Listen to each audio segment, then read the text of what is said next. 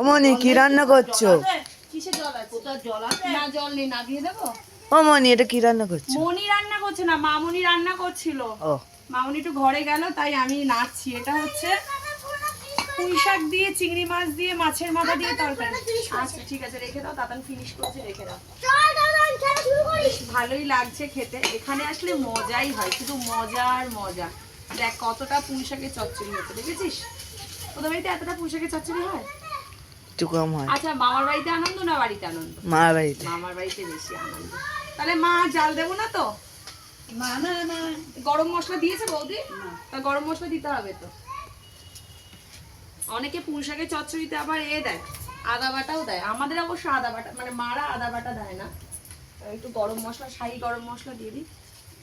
উনুনে রান্না করতে বেশ ভালোই লাগে, আমার তো খুব ভালো লাগে। দেখো আর দেবো? না না না না না না না না না, এখানে আসলে খুব মজা হয়, আমার তো বিশাল মজা। অবশ্য সবারই মজা হয়, বাপের বাড়ি বলে কথা। বেশি করলে আবার ঘেটে যাবে ডাটাগুলো। একটু নেড়ে ছেড়ে না দিয়ে দিই বলো।